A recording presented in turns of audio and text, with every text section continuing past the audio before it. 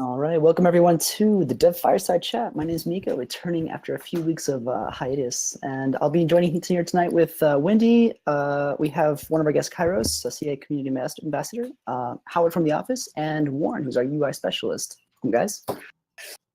So I guess just to kind of catch players up, I think we skipped last week's Dev Fireside, so we want to kind of get everyone up to speed here.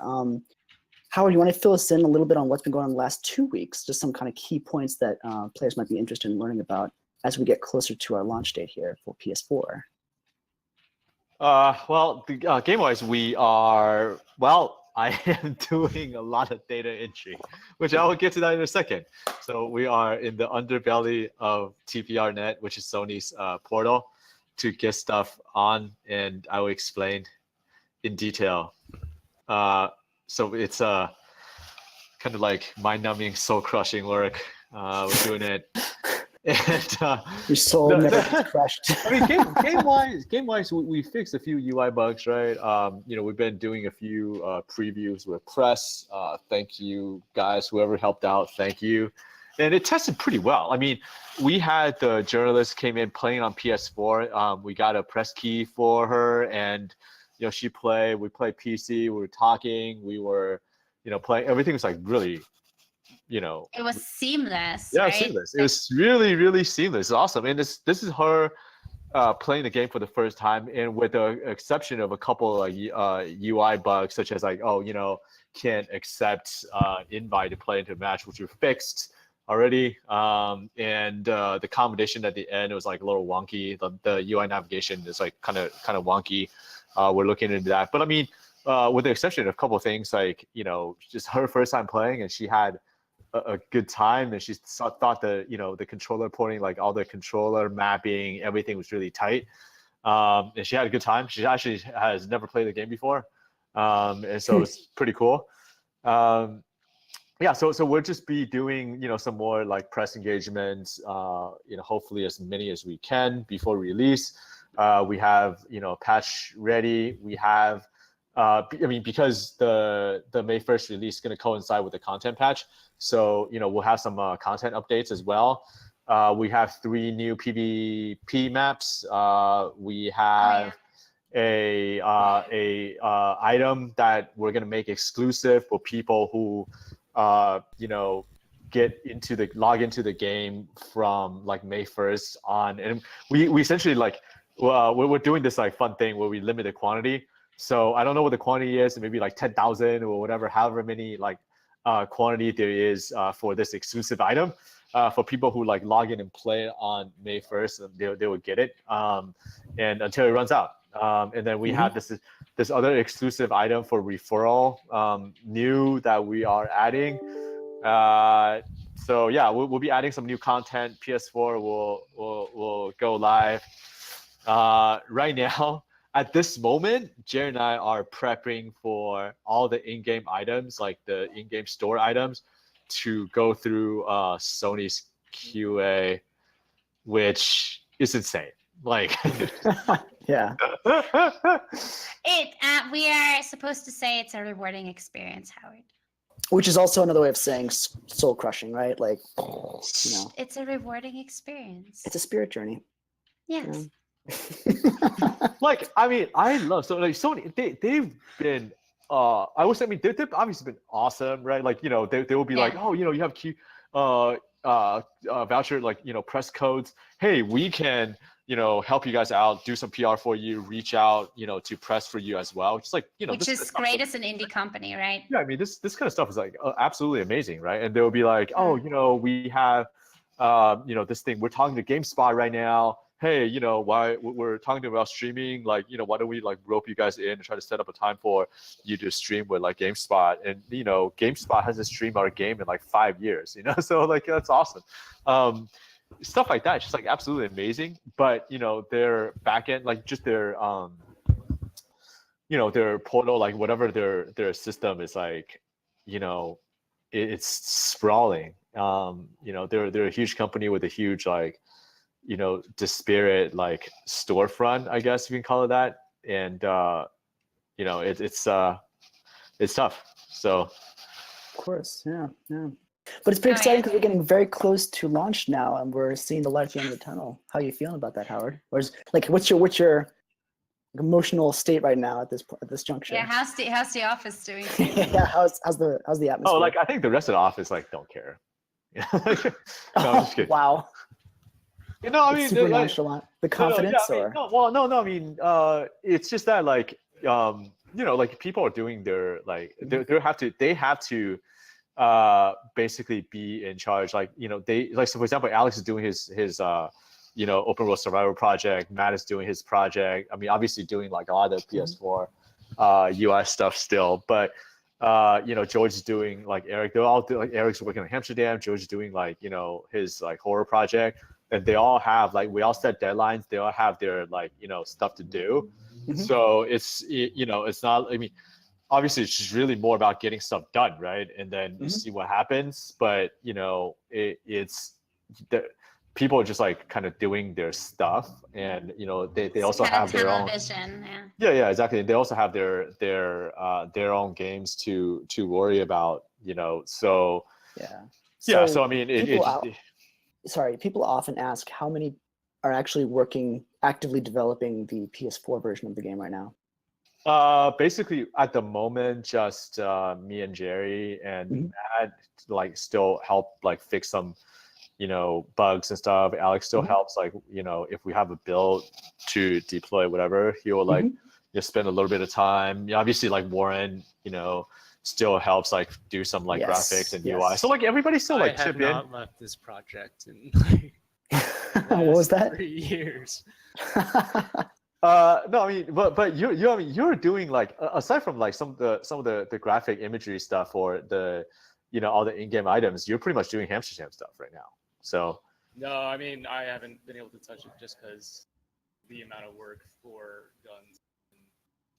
Oh yeah, I've been taxing him like endlessly. Oh wait, what? Yes. Yeah, I mean, well, look at this place. Don't you notice the color change and, you know, like the crisp imagery that we have across social media? Yeah. Look. Segue.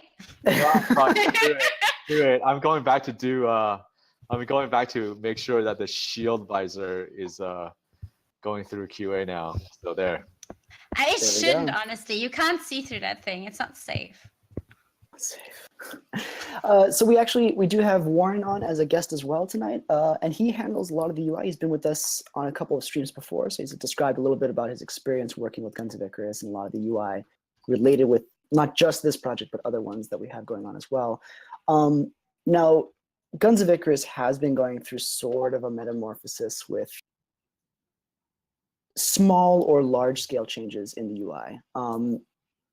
Can you describe how that process started out and how it's been like handled to the whole, like, say 2 or 3, 4 months maybe? Like, has it been phased? It seems like it's been like section by section, menu by menu.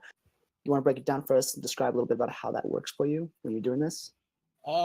Yeah, I think we started off with a big roadmap of kind of how we wanted to handle the UI navigation, and keeping in mind that, you know, eventually when we move to PS4, we were going to have to be constrained to the controller and the ability for the controller to navigate quickly and effectively.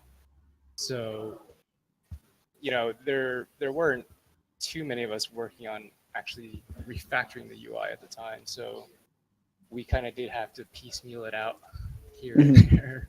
Yeah. So I'm sure everyone that's played the game has seen all these changes come in, and I've gotten all the bug reports that, you know, this thing still uses old UI, and I'm like, yeah, I know. We're trying to get to it. So yeah, basically everybody like have been, you know, like a lot of people have shit on it for like 2 years, right?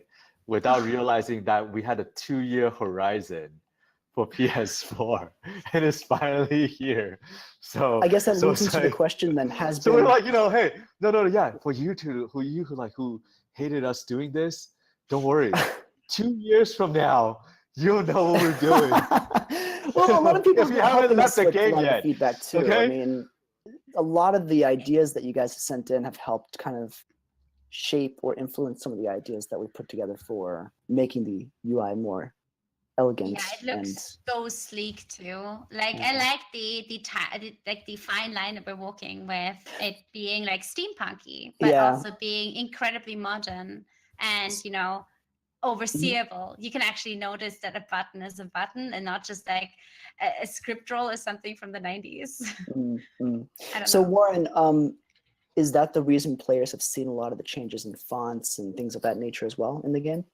Well, the font changes were more of a technical limitation. Unity's font rendering is terrible for some reason for a particular version that we were using. And then when we did update, it got a little better, but they also made this thing called text mesh free. So being able to incorporate that just gave us crisper fonts in certain areas, especially where crisp. So that's why we've been changing it up a little bit. Some players are understandably a little confused. So yeah. No, it was something I always wanted to use. I just couldn't because it just looked terrible.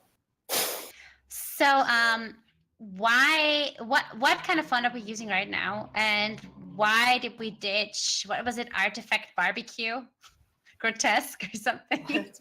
Oh, Accidents. Yes. Accidents Grotesque Barbecue. That hasn't been used probably since we first converted the UI. Really? Yeah. I had it saved for so long. Amazing. So what's the font now? We're using Penumbra and Galviano. And what was the inspiration behind that? Well, just the crisper look, right? Yeah. Just it's crisp. So we were using a version of Futura before, like the large sans serif fonts. And Penumbra retains a lot of the shapes, but it adds a little character with the serifs. I don't know if this is all like super dorky, like graphic design jargon for you guys, but I did a lot of that myself. I'm also fascinated. So there's probably plenty of viewers out there that like to listen to the stuff, the mindset and how we think about it. So it's always insightful. Yeah. So Futura, that was a font that was fitting for the time period, because you're talking about about the 1920s in a sense. Yeah. Before that, and Penumbra, it still keeps that shape that I like, that represents that time period, but it gives it kind of a more classical feel, which I feel like connects it to the steampunk a little bit better. And then, I definitely noticed that. And then for the body text, we're using Roboto, which is it's a Creative Commons font. But I love Roboto. Yeah, it was just there was something about it that was a little too modern, and it just didn't feel like it fit that well. And I wanted something that had kind of a more classical feel. Yeah, Roboto is really good for smaller things, right? I'm sorry? A Roboto is really good for smaller things because it's no nonsense. It gives you a lot of clarity for really picky things. I don't know. Somebody who has to have these. It's kind of nice. I mean, that's why we used it. We did a quick test here where I sent everyone a bunch of body copy. And I was like, which one can you read faster? Yeah, and which one can you subconsciously pick out words without reading them? That's the best test for me, because reading from A to B, you can do anything if you really set your mind to it. Exactly. Wasn't there a Harvard? I think it was a Harvard University study, or maybe it was Cambridge. I'm not really sure, but they scrambled words by keeping the first and last letter. But everything in the middle was the same. It was the same part of the word itself, but they changed around the placement, and it was like a test to see how legible different words could be to the user based on the font, as well as just registering the word. But basically, that test was that you don't, a lot of ways, you don't really need vowels to understand a word. So you can read, they can X out all the vowels, and you can understand what say a paragraph's writing. That's possible. However, because of linguistics, right? If you switch out the consonants, the placements of the consonants, then it becomes completely unintelligible or illegible, right? Because so for example, people, interestingly, right? with my my last name, right? Like TSAO, right? It's kind of the old spelling, right? The TS sound, like everybody, if you just say that in vacuum, everybody can say it, right? You can say it, I can say it, whatever. Right? Like the TS sound, like for example, like if you say students, that at the end, you make a sound, everybody can understand it, right? Like you can say it. That is a actual like human makeable sound in any language. Humans make that sound. I promise. My name No, is not weird. No. I'll get into it in a second. But however, because of linguistics, right? Because of like grammatical rules, like subconscious grammar, if you place that from the end of a word to the beginning of a word in English, people just flip the shit. They can no longer pronounce it. Really? English people have problems pronouncing your name. Yeah, ask anyone to pronounce my name. What? They will not be able to do it. But yeah, so it's a linguistics thing. So for example, like you can make a click sound, right? That sound. So like in Zulu, right? Like you will use it in the middle of a word. Like if you're not programmatically, like if you haven't studied Zulu, right, or you don't know the grammatical rules of Zulu, it will be very, very, very difficult for you to incorporate click, the click, the tongue click in Doesn't the middle of a Ethiopia do word. the same thing? I think Yeah. I remember that. Yeah. It's really interesting how they do that. It's actually interesting how grammatical like rules reinforce like what sound you can make. Yeah. I think it's more is fascinating insane. reading about the relations of languages to one another. Being Norwegian, like that's North Germanic, which is tied to Germanic, which has its own branches out to different parts of Europe. But I can understand little bits of like other languages depending on the way that they're pronounced or written. And like Danish, I can understand perfectly reading it. But if I'm speaking to one speaking Danish, it's considerably more difficult because it sounds more guttural, Since I speak German and English near perfectly. But you speak like old German though, right? From Austria? Yeah, I speak all kinds of German, even Swiss if I have to. But yeah, since that is both native to me, I have actually like sometimes I read like Dutch tweets. And I'm like, before I come to a double letter like or I'm like, I've never seen that before. What the hell? And my brain needs to read it. Oh God, everything I've read so far is Dutch, Yeah. And I can still understand it because it's exactly the road from German to English. It's very similar. You can, pick it up on the road there. Yeah. So what happens when you're a history major? You can say this stuff with like authority. Authority? What do you mean? Yeah, like no, I mean I was a history major, right? So I actually took like like 3 linguistics classes, so I could speak on this subject with authority. Oh yeah. There you go. Well, that's another thing I didn't know about you, Howard. Really? Being a history major? No, not really. I didn't peg you for a history guy. When I graduated, like when I was about to graduate, I went to a career advisor, right? And for my school, I mean, I went to a public school, right? Like UC Berkeley is a public school, and then so the advisor, they have no money, right, for this kind of stuff. I mean, it's a great academic school, but all the peripheral services, they suck, right? And so I went to a career advisor, which is like worthless. He's like, "What? You're what? What major are you? You're a history major? Why are you here looking for a job? You're not gonna find a job." Like, wow. Like, go to grad school or something. But isn't that kind of the thing, isn't it? Like if you do history major or if you do maybe some form of the arts, depending on what it may be, like dancing. In the industrial world with the economies that we have structured, it's just not very accommodating for those things. Actually, as much as they are important. As it turned out, like history is, like it depends on how you approach a job. Like it's actually very useful. So for example, like my career was in like product marketing and product management, and actually being a history major is like it's totally it's actually really, really useful. Oh yeah, there you go, is guys. useful. The secret to getting into the game industry is studying a history degree or something completely unrelated, and then suddenly finding yourself, boom, right in the middle of it all. Like, there you go. That's amazing. Boom, suddenly PlayStation.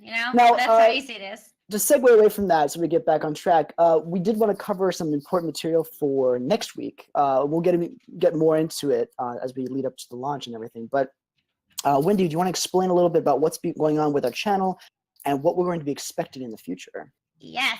So May 1st, we're actually making a huge change, which is why Warren has so effortlessly updated the Muse Games logo and the way our channels look across social media. We're launching a Muse Games Twitch channel, which is where all the development and developer updates go to. So everything that Muse Games does, including Guns of Icarus, from the developers will be moved to that channel, but hosted on Guns of Icarus. Guns of Icarus Twitch will turn into a place where our community can meet, places where we will host tournaments, places where you can see exciting matches, community tournaments and events, maybe even people wanting to talk to you about their experience with the game. And we're completely keeping it up to date, and we're going to be working with Lasagna, who's mostly going to be taking over the grand challenge of making that channel awesome and keeping it fresh and exciting. By But lasagna, she you means want to- lasagna as Oh, well. yeah. For those who are not familiar, yeah. So, Yes, Sean, Lasagna. Yeah, sorry, Yeah. SAC. I'm doing good. It's fine. I refuse. I don't see a sh. But yeah. So if you want to follow us with all the exciting games we're making, so not only Guns of Icarus Alliance, but also Hamsterdam, CreaVures, and all the projects we have a new project called Project Survival, something called Project Fire, because that became its own genre somehow. Ask Matt. And Project Horror, which is spoopy, of course. We're going to be like hosting development streams on that, and you can guess where we're going with it. It's going to be really exciting. Now, will people be able to still see anything more on this channel after this Yes. transition happens? So, okay, so as tell us a I little bit about said, that. Lasagna is going to be taking the reins of making this channel exciting and awesome. Guns of Icarus is going to turn into a place where the community can engage with each other. So we're going to host tournaments and events in here. We're going to actually give people stream keys to this channel if they want to host their own clan corners. So those are places where people just say, hey, my clan is hosting an evening of playing with each other. Everybody's invited. And if you can't come, at least watch the shenanigans, you know?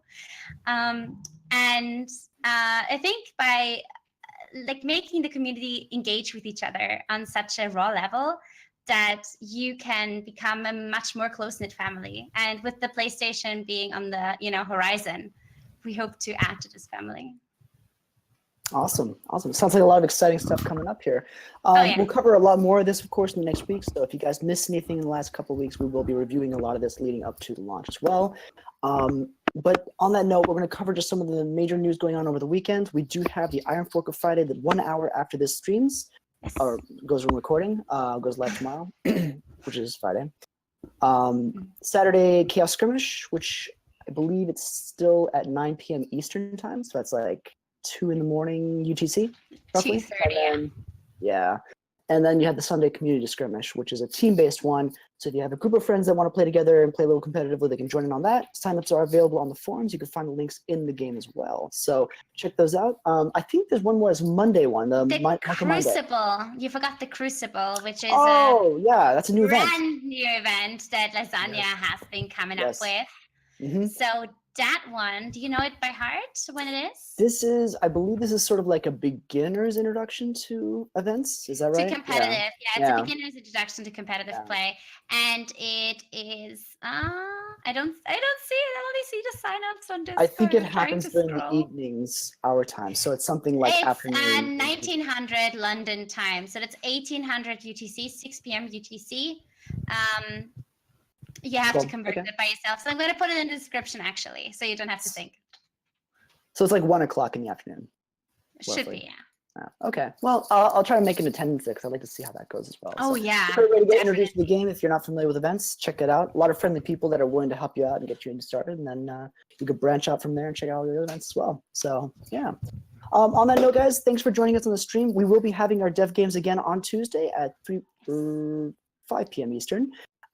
Getting my times confused here. Good boy. Yeah. So join us then for some more games and fun. We will be providing prizes for all the winners who join us in that during that day. We also repeat that for the next Thursday as well. So on that note, guys, thanks for joining us and have a great weekend. Thanks for flying with Guns of Icarus.